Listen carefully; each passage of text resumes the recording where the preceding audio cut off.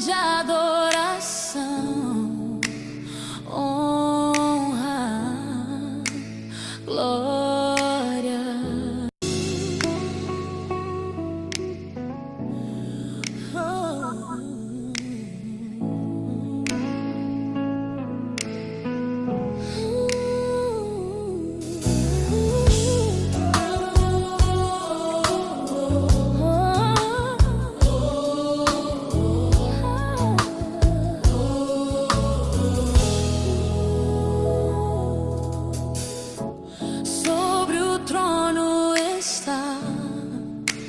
Jesus Santo,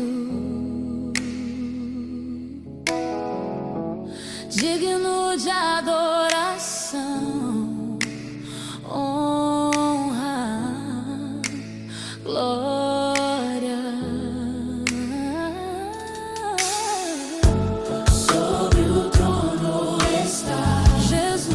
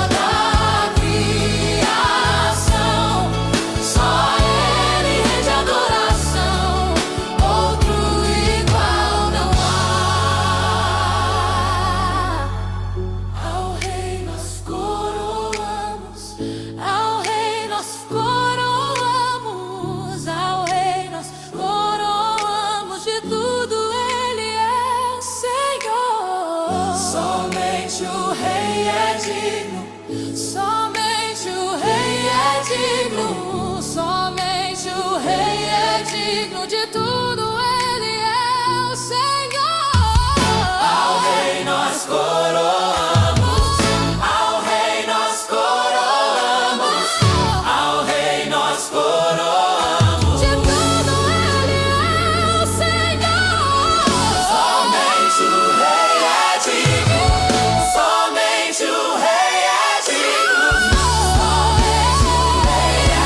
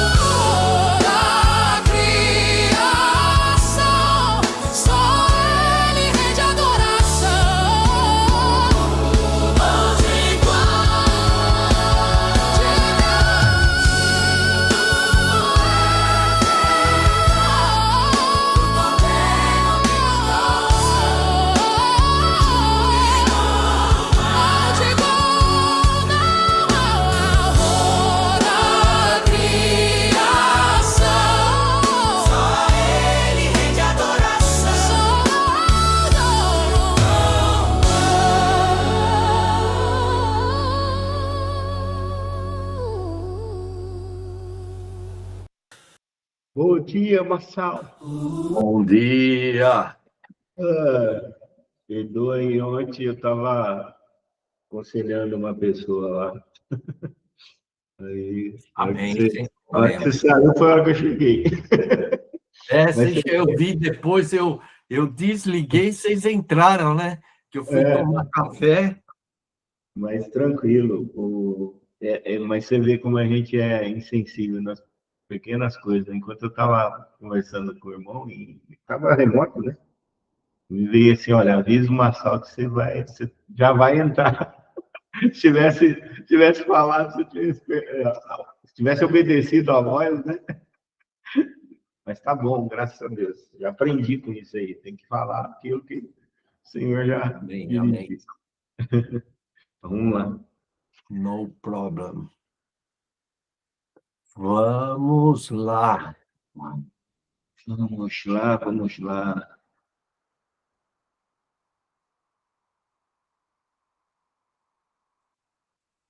Primeiro Coríntios, vamos do 10, né? Do 9 até o 19. Espera aí que eu vou colocar aqui. Aleluia.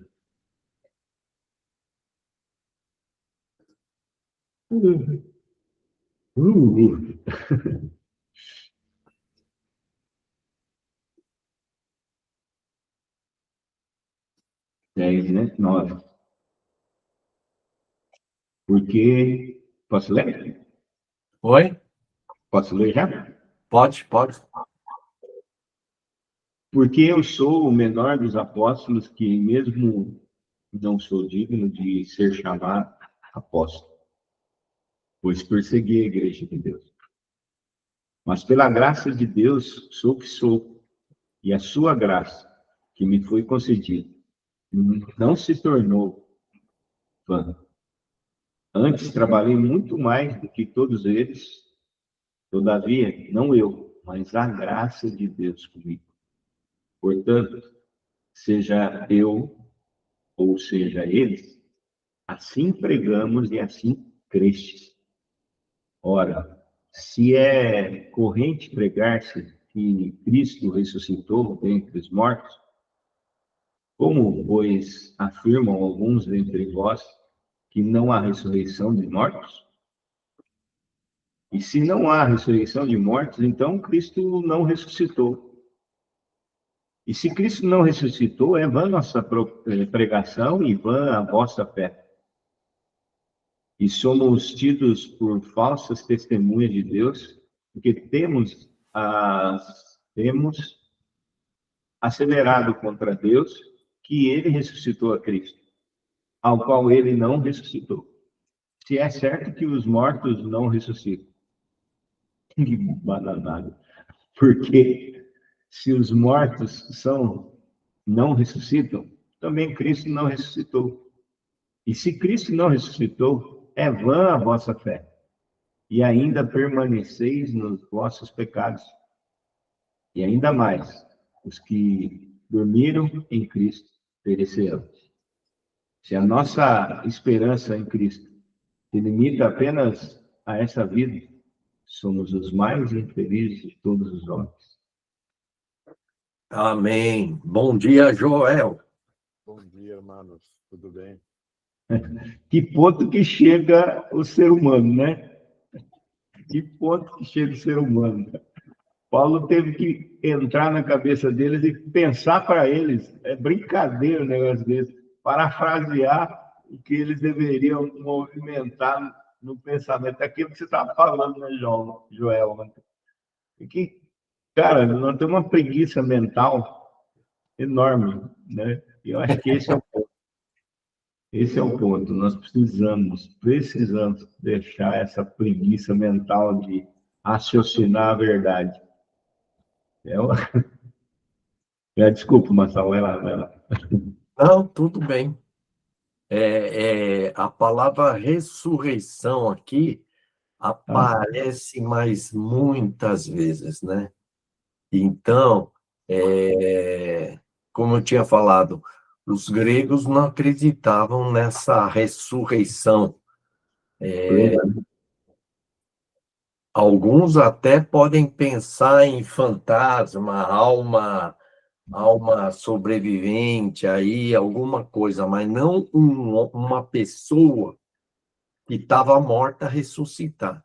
A ideia é que vamos morrer e vamos ressuscitar com um corpo transformado, com um corpo incorruptível. Eu acho que ele vai falar mais para frente sobre isso aí. Quer comentar alguma coisa, Joel? Ontem a gente estava comentando e o versículo 12, ele me ressaltou porque Paulo ele está aqui exatamente falando contra essas pregações que tentam tirar a ressurreição de Cristo, né? As opiniões das pessoas na igreja, é isso, é aquilo, né? E aqui tiraram exatamente o que era o principal do Evangelho, que é a ressurreição de Cristo, né? Jesus veio em carne para morrer e ressuscitar como cordeiro, né? E, e como você disse, né, a influência de talvez de cultura grega e tentaram tirar essa verdade do Evangelho, da pregação do Evangelho de Paulo, que era de Paulo, que era dos apóstolos, né, e do próprio Jesus. E, e a gente vê que, eu até comentei ontem com o Ney a respeito da opinião das pessoas, né? Todo mundo sempre tem uma opinião, mas o problema é que aqui tiraram a opinião de Deus, tiraram a opinião de Cristo. Então, não é só o que Paulo acha, foram fatos que aconteceram e que estavam tirando toda a verdade da pregação do Evangelho, né? O Evangelho que estavam querendo colocar e viver não era o Evangelho verdadeiro, né? O verdadeiro Jesus ressuscitou de fato, né? Em carne, ele ressuscitou. E essa é a opinião de Deus, essa é o que eu falo do doxa, né? Que não dá para mexer nisso, a gente tem que querer levar a sério. Eu lembro que o Ney até comentou que não tem margem para mudança essas coisas, né? E, então é algo assim que as pessoas mudam ou tentam mudar algo que não dá para mudar. É um evangelho que ele é pleno, é verdadeiro, e se não for isso, é como Paulo fala lá no versículo 19, vamos ser verdadeiros infelizes, porque tirou a verdade, tirou, como você disse, a ressurreição aqui foi falada tantas vezes, porque esse é o tema do Evangelho, ressurreição. Neizão? Se a gente trocar ali ressurreição, né, por Cristo vivo está, né, traz uma outra dimensão que é real para a gente, né? Nós vivemos, no final das contas, né, nas entrelinhas da nossa religiosidade, contexto evangélico no geral, como nós vemos hoje, Cristo não está vivo. E se Cristo não está vivo, o que está na cabeça, o que está governando, é esse mesmo contexto que a gente está lendo aqui. Não crer na ressurreição. E se Cristo está vivo, por que nós não falamos com Ele? Por que nós não ouvimos a Ele, né? Por que nós não temos uma vida tocável, audível dele em nós? Porque nós não cremos na ressurreição.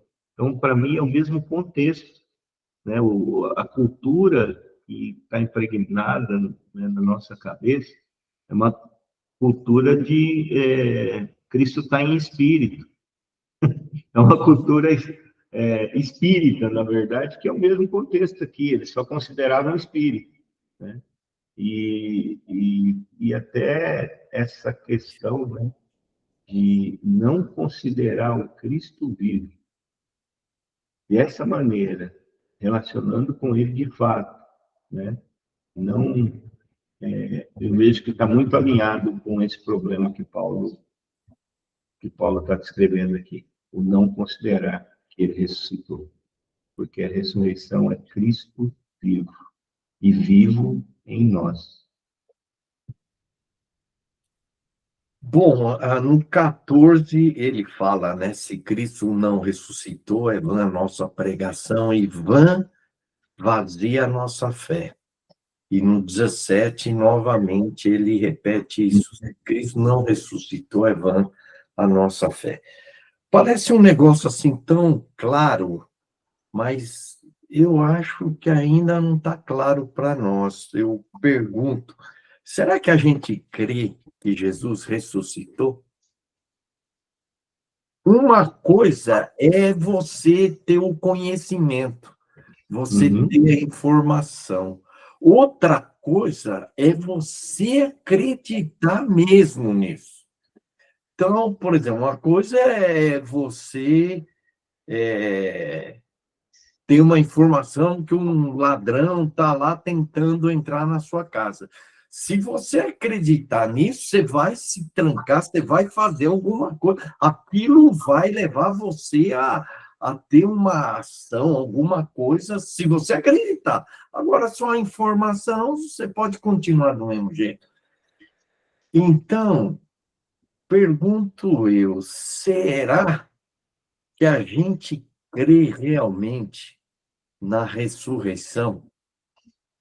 Será que a gente crê, ou isso apenas é um conhecimento informativo, intelectual? Porque se a gente crê que Jesus ressuscitou e que também nós vamos ressuscitar como ele ressuscitou, será que isso não tem que afetar a nossa vida? Alguma coisa tem que mudar. Porque no 19 ele diz assim: se a nossa esperança em Cristo, que é essa ressurreição, se limita apenas a essa vida, somos os mais infelizes de todos os homens. Porque se a gente crê que Cristo ressuscitou, a nossa esperança, a nossa vida não está mais focada nas coisas desse mundo. A nossa esperança, que ele fala esperança em Cristo, é o quê? Se ele ressuscitou, nós também ressuscitaremos como ele ressuscitou e viveremos eternamente com ele na glória. Então, a eternidade, a vida eterna, a ressurreição é o centro. E parece que o centro hoje das nossas vidas, da igreja, é poder, é unção, é milagre, é isso, é aquilo. E ressurreição só se fala na época da Páscoa, né? Muito pouco. Apesar que a gente canta, mas não crê. Joel? É verdade, Marcelo. Na verdade, é um desafio, esse discurso é um desafio diário para nós, não é? Quando você pergunta, será que a gente crê? Acho que a gente tem, o que a gente faz dia a dia, todos os dias, responde se a gente crê ou não, né? Se a gente vive uma religiosidade ou, de fato, a gente vive uma ressurreição, né? Porque aí a gente torna os pregadores o que fala no versículo 15, né? Será que a sua pergunta, né? Paulo, ele fala aqui, somos tidos por falsos testemunhas de Deus, porque temos asseverado, né, pregado, confirmado, testemunhado que Deus, asseverado contra Deus, que ele ressuscitou a Cristo, né? Eles têm testemunhado que Cristo ressuscitou. Mas se ele não ressuscitou, né, tem alguém mentiroso na história. Quem é o mentiroso? O Evangelho, né, que está sendo pregado, que Jesus não ressuscitou e está pregando que ele ressuscitou, ou a gente que não está crendo, né? A gente está tornando os pregadores da palavra mentirosos, né? Porque a gente até acredita na história, mas a gente não vive ela. Então a gente está tornando eles mentirosos. E isso é muito sério, né? Essa sua pergunta, ela é muito séria. Porque quem é o mentiroso na história? Eu acho que sou eu. Jesus ressuscitou. mas a gente luta todo dia contra isso, a gente não vive isso. A gente vive um evangelho que, como a gente estava falando ontem, né? O evangelho do Aladim, que a gente só está preocupado em pegar como é que fala? A lâmpada. A lâmpada, esfregar, me dá os 3 desejos que eu tenho aí, realizo meus desejos. A gente está pregando esse evangelho, o evangelho do Aladim, de resultado, não o evangelho de fato e de fatos, né? Então isso é muito sério. Essa pergunta aí, ela estremece a fé de todo mundo. Necessário, né? Necessário. Uma outra coisa que me veio aqui, Marcelo, é que a ressurreição, ela é para todos. A gente olha para aqui, ó, ressuscitou a Cristo e tal, e para aí, né? Para aí no nosso conceito. Fala, não, Cristo ressuscitou, mas nós ressuscitamos com Ele. Só a questão do tempo que não aconteceu, e essa é a esperança. A ressurreição representa o quê? O retornar à comunhão com Deus, o retornar, né, ter o acesso livre, né, estar na presença de Deus. E aí, o que eu quero dizer com isso? Será que a gente vive uma vida de fé, olhando para nós e sabendo que nós vamos ressuscitar? Crendo que nós vamos ressuscitar, né, naquele dia que o Senhor chamar e findar e etc. A terra vai dar os nossos ossos se a gente tiver partido, ou se a gente estiver vivo, a gente vai ser glorificado, ou seja, vai ressuscitar, ou seja, vai cumprir a obra de que a morte não tem domínio, o pecado não tem domínio mais, né? Não é uma questão só de vitória, às vezes a gente olha aqui, é uma vitória de fato, mas a gente olha no contexto da ressurreição, mas olha assim como uma história. Cristo ressuscitou, né? Mas além dele ter ressuscitado e vivo está, o maior testemunho que ele trouxe é que ele tornou possível isso, né? Eu não sei que trecho, eu não lembro, o trecho da palavra que diz assim, que ele se tornou, ou ele é, o primogênito dentre os homens.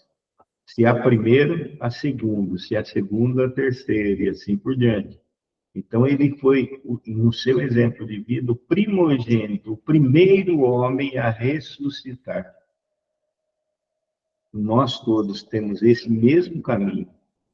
E se vivemos nessa esperança, né, como diz aí, nessa esperança de que o Senhor nos ressuscitará como Ele, é diferente. Não vamos viver para esse mundo. Não vamos esperar nessa vida. Nós vamos estar fazendo, como o Joel falou, né? Ele sempre fala, vivendo o reino de Deus, ou vivendo a eternidade hoje, né, Joel? Vivendo a opinião de Deus hoje, vivendo hoje, estando na presença de Deus. E essa é a eternidade, né? O que Jesus disse na oração de novo lá. A eternidade é essa, né? A vida eterna é essa. Que conheçamos, ou seja, que sejamos íntimos, que estejamos colados no Senhor, tenhamos prazer nele, geremos prazer nele por estar com ele. Conheçamos ao Deus único e verdadeiro. Então, é muito mais que realmente olhar e Cristo ressuscitou. É olhar e nós, Cristo ressuscitou como sendo o primeiro. O Evangelho nos torna os segundos, terceiros e a tantos quanto crerem nessa ressurreição. Na possibilidade de deixar essa vida morta nos delitos e pecados e realmente saber que nós estamos em Deus, ressurretos. Sabe que eu ouvi uma mensagem, umas palavras rápidas do David Gonçalves, né? É David Gonçalves? É. David Gonçalves. Mas ele fala bem demais. E ele falando que esse ano é o ano da colheita, é o ano que você vai experimentar, que você nunca experimentou na sua vida e tal, né? E eu fico vendo as mensagens que ficam, né, assim que vira o ano, para gerar esperança, né? Não, que as coisas vão melhorar, que nós vamos enfrentar a luta, mas nós vamos vencer, né? E aí eu fiquei... o cara pregou uma mensagem lá, o Oliver, né? Pegou uma mensagem boa até, mas não nesse sentido, mas uma mensagem, sempre vem a palavra, ó, vamos ficar firme em Deus, que nós vamos ter vitória. Bom, aí me vem uma pergunta: o que é ano bom ou ano ruim? Por que é bom, por que é ruim? Então, uma coisa que parece boa, né, se prosperou, você melhorou de emprego, pode ser ruim. Uma coisa que parece ruim, né, que aconteceu coisa ruim, pode ser boa.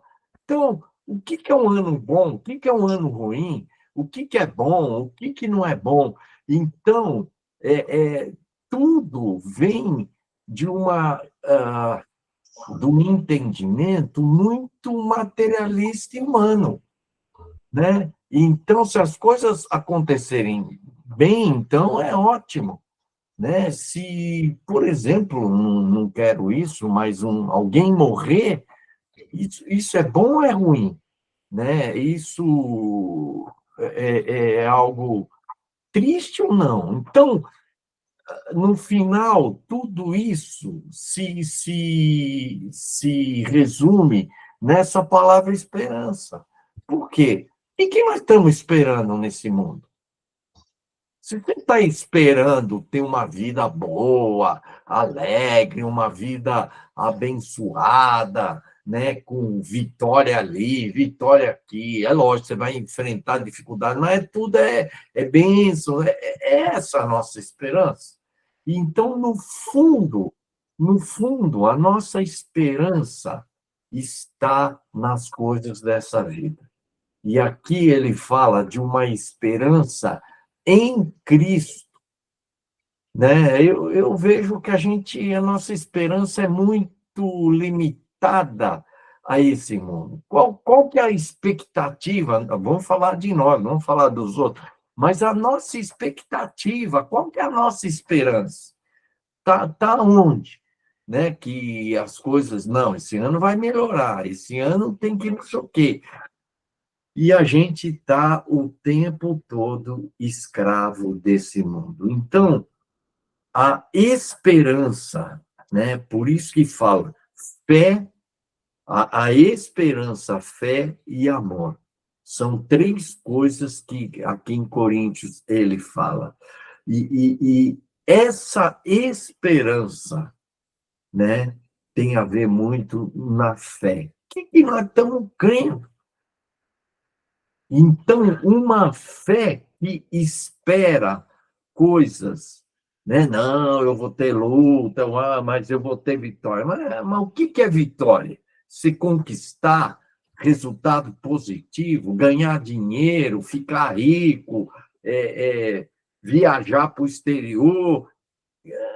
Eu acho que ainda a nossa fé não está em Cristo e nesse Cristo ressurreto, sabe? Eu acho que a gente ainda renova as nossas esperanças nas coisas desse mundo, que a coisa ainda vai ser melhor. Então, eu acho que, enfim, hoje eu estou refletindo e estou chegando à conclusão que nós estamos vivendo uma crise de fé, porque a nossa fé está muito ainda focada nas coisas desse mundo. A nossa fé não tem gerado essa esperança em Cristo. É uma fé que gera uma esperança em vitórias e conquistas nesse mundo, sabe?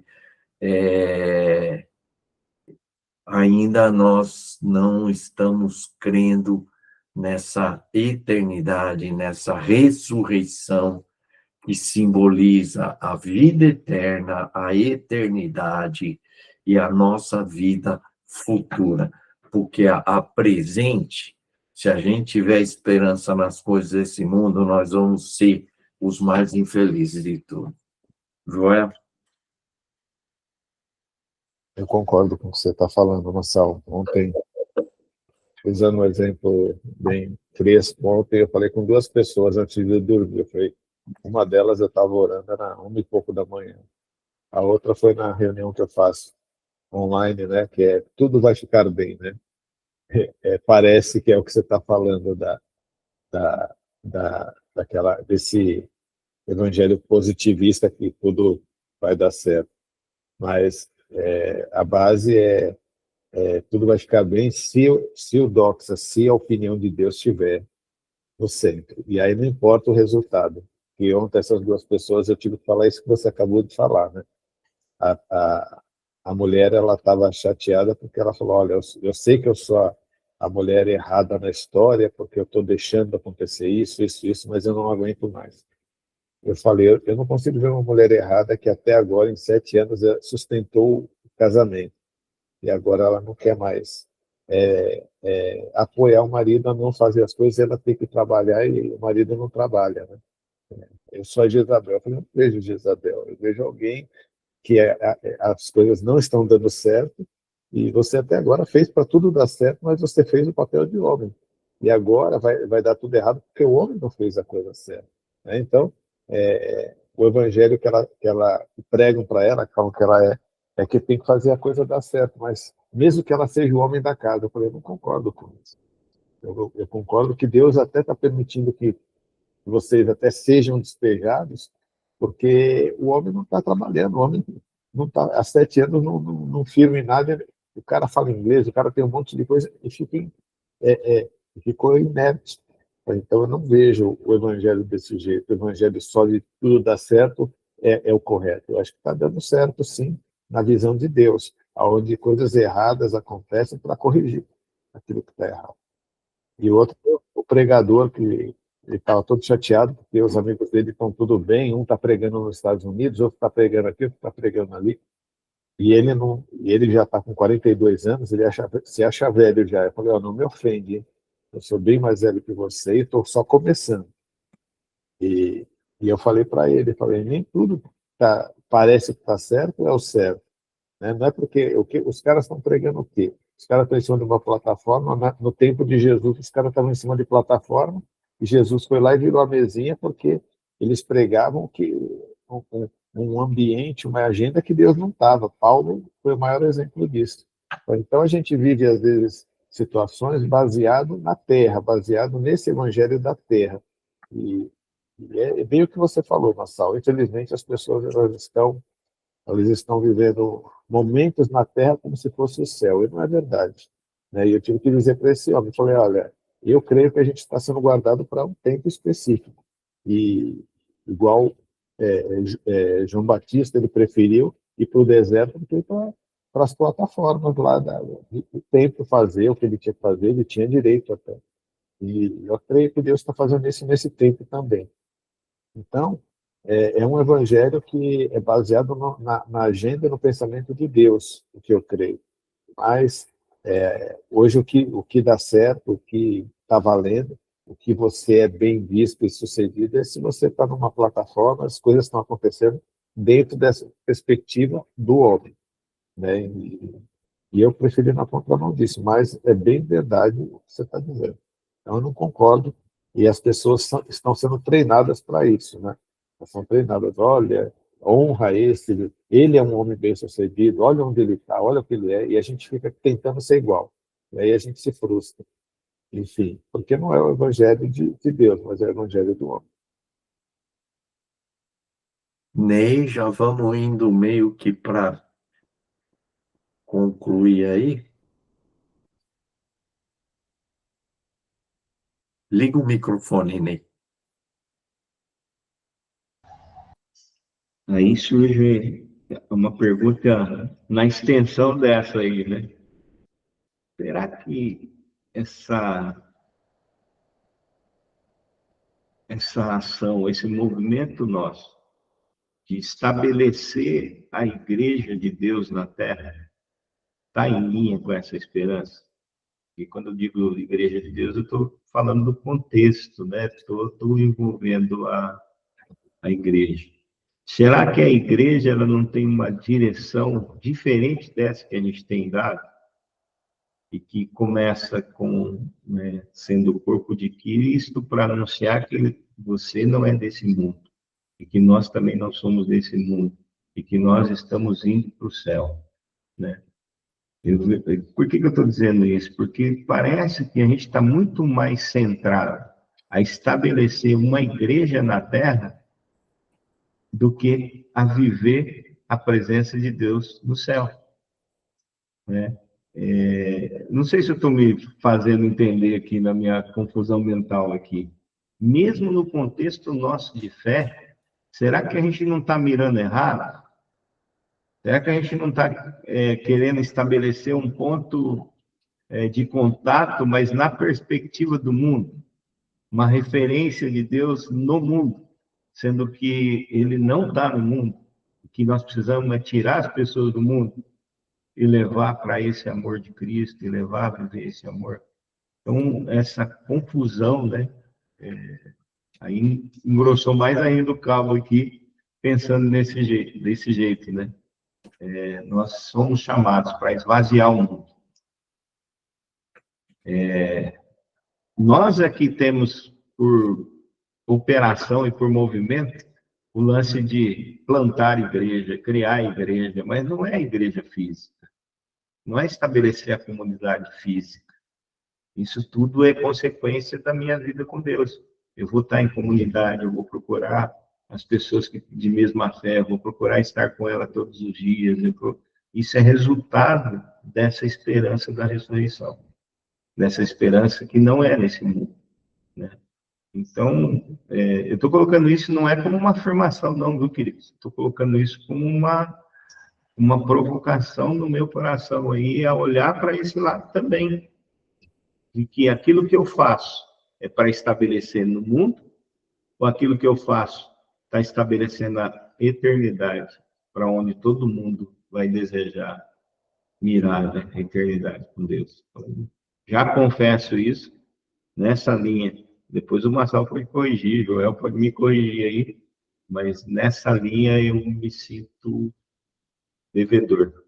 Porque olhando aqui, cara, no meu coração, parece que todos os planos e sonhos, ainda que eu fale assim, isso aqui é de Deus. Mas qual que realmente é a motivação? É de esvaziar o mundo ou de criar uma capelinha no mundo, vai? Desculpando aí o exemplo. Amém. Aqui me veio algumas coisas na minha mente, né? Que a gente fala da igreja primitiva, uma igreja cheia do Espírito Santo, né? Uma igreja que experimentou um avivamento, né? E quando você analisa 1 a 3 anos após a igreja surgir, no meio desse mover que foi o derramamento do Espírito Santo, qual que é a visão que a gente teria de uma igreja poderosa, uma igreja vitoriosa, né? E 1 ano a 3 anos depois, com a morte de Estevão, depois que Jesus ressuscitou, né? A igreja foi desperta, né? Dispersa, toda a igreja.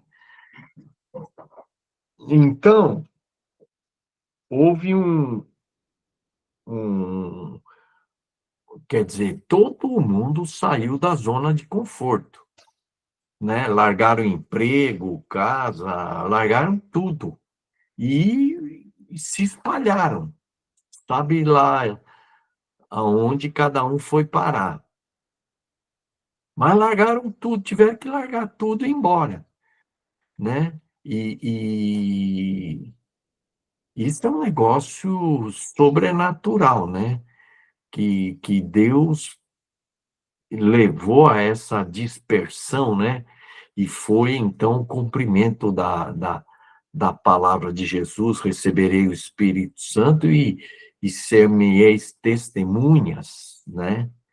Por em Jerusalém, toda a Judéia até os confins da terra, Samaria até os confins da terra. Então,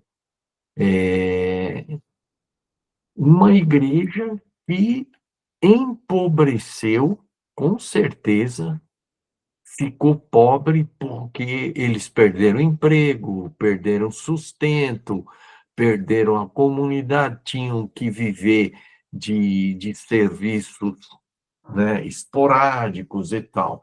Então, se você pensar, né, uma igreja gloriosa, do jeito que a gente pensa hoje, não tem nada a ver. Não tem nada a ver. Uma igreja vivendo pobreza, uma igreja vivendo perseguição, né? Muitos sendo mortos, e por isso que você vê nas cartas sempre essa visão de perseverar, ficar firme, e eles estavam dispostos mesmo a morrer. Por quê? Porque a esperança deles não estava nas coisas desse mundo. Então, todo o evangelho que a gente prega hoje parece que nos lança uma esperança mais nas coisas desse mundo do que nas coisas eternas. O anseio desse pessoal não estava em prosperidade e coisas desse mundo. O anseio desse pessoal estava na ressurreição, na eternidade e na vida eterna que eles tinham. E que as coisas melhorassem ou piorassem, para eles era indiferente. Pobreza ou recurso ou riqueza, para eles era indiferente. E a mensagem não era essa, fica firme que tudo, vocês vão ser vitoriosos, não. Pelo contrário, né? Tende por motivos de toda alegria passar por várias provações. A alegria não estava em não ter provação. A alegria estava em saber que um dia eles iriam ressuscitar com o corpo e Cristo, né? Então, novamente, né? Aonde que está a nossa fé? Eu acho que essa frase limita a tudo. Se a nossa esperança se limita apenas a essa vida, né? Somos os mais infelizes de todos os homens. Eu acredito que eu ainda estou nessa esperança. Meu ministério, minha vida. Rapaz, eu fico vendo como a gente está vivendo um evangelho mundano e terreno. A nossa esperança ainda, por isso que é fé, esperança e amor. Sabe, a nossa fé ainda está... Eu acho que nós precisamos começar, e eu gostei muito que o Joel falou, é todo dia. A nossa mente precisa passar por uma metanoia aí. Porque nós fomos doutrinados numa visão, né, de salvação, né, de salvação desse mundo para as coisas do aqui e agora. E não uma salvação pensando na eternidade. E então, eu acho que, para mim, hoje eu fico vendo como eu sou incrédulo, mundano, materialista e ainda quero fazer as coisas para Deus, mas estou pensando em conquistas terrenas e não conquistas eternas. Eu fico vendo que a minha fé é uma fé vazia, porque não tem esse elemento.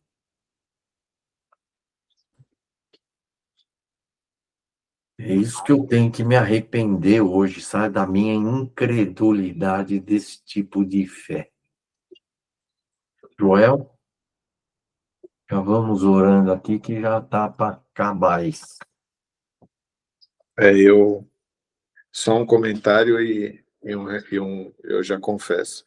Ontem a gente comentou, e eu comentei com o Ney sobre uma pregadora que eu observo já há algum tempo, que ela é da Assembleia, é bem fervorosa, e todo mundo elogia muito as pregações dela. Só que ela gosta de usar só roupa cara, e eu já comentei aqui também. Em um dia ela ganhou 3 milhões junto com as sócias dela lá, que tem uma empresa que faz os eventos, né? E fizeram um evento no Maracanã em um dia só, cada uma delas ganhou 3 milhões. E é o evangelho que hoje ela prega, é o evangelho da prosperidade, tem mudado isso, né? Ela tem incentivado as pessoas a ter as coisas, né? E eu estou nessa do que Pedro falou, né? Quando ele foi preso, ele e João tomaram uns petelecos lá, e quando soltaram ele, ele chegou lá felizão, porque ele estava apanhando por amor a Cristo, né? E eu estou lutando contra isso, contra a minha natureza, eu tenho lutado todo dia contra o meu ego, querer aparecer, porque é bom aparecer, é bom as pessoas, e o que eu vejo que tem envenenado a igreja e aqueles que querem viver o evangelho, é o ego, porque o ego ele quer ser massageado, ele quer ser aceito, a gente quer ser aceito no meio desse povo. E a gente, às vezes, vai fazer o que Jesus não faria, né? Um dia chegaram para Jesus e falaram, olha, não vamos deixar as criancinhas entrar no seu ambiente.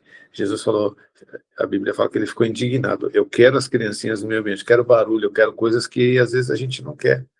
A gente quer fazer um evangelho que não é o de Jesus. O de Jesus tem criancinha, os discípulos não queriam as criancinhas perto de Jesus.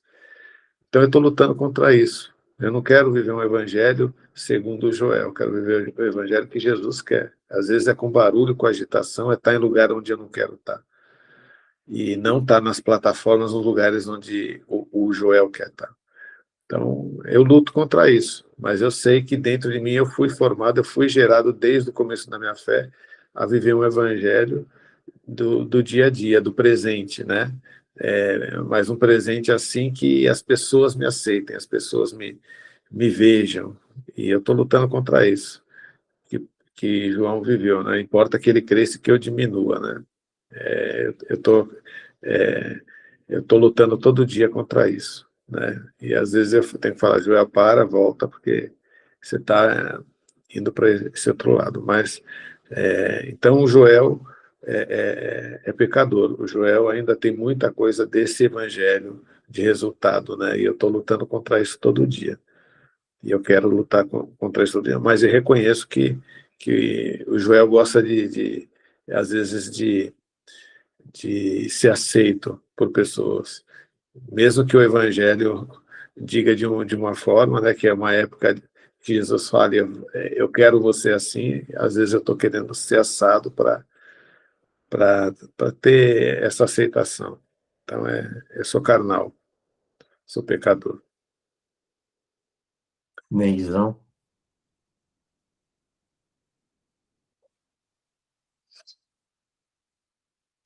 Tem 1 minuto, muchachos. Tá desligado o microfone, Ney. Eu confesso, Senhor, e dependo de Ti, do Teu perdão, da Tua graça, da Tua misericórdia, Pai, para que eu possa realmente, tudo que eu fizer, seja em função da ressurreição, da eternidade, da esperança de Te encontrar totalmente, Senhor, aí. Pai, em nome de Jesus, e que a minha vida aqui seja moldada segundo o Teu propósito, Pai, em nome de Jesus.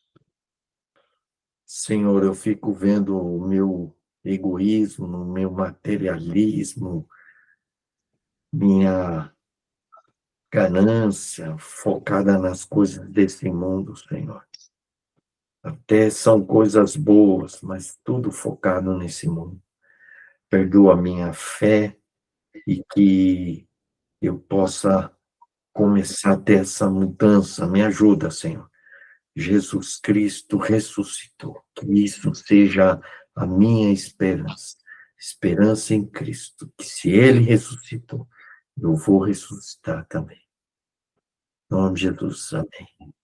Amém, Pai, ainda na tua presença, eu reconheço a minha carnalidade, reconheço que eu tenho andado mais sobre conceitos de homens, que sou eu mesmo, do que do teu conceito, na tua opinião, e eu me arrependo disso, eu peço perdão pelas minhas motivações, e eu não quero andar por isso, eu quero andar por um evangelho que ainda me doa, ainda que não vá me levar para lugares ou para ambientes que eu gostaria de estar. Eu quero viver a tua verdade, Senhor. Eu quero, ainda que sofrer, para mim viver o ambiente da eternidade. Em nome de Jesus. Me arrependo porque eu não tenho vivido assim. Em nome de Jesus. Amém. Vamos declarar, me veio essa palavra, vamos declarar o dia que todo Amém. Jesus Cristo ressuscitou, né? Então, vamos crer na ressurreição de Jesus, que se ele ressuscitou, nós também vamos ressuscitar juntamente com ele. Essa tem que ser a nossa esperança e a nossa fé. Amém. Amém? Amém. Compaixão, temor de Deus, Deus abençoe. Amanhã a gente se vê, hein? Até amanhã. Amém. Deus abençoe. Amém. Amém. Glória a Deus.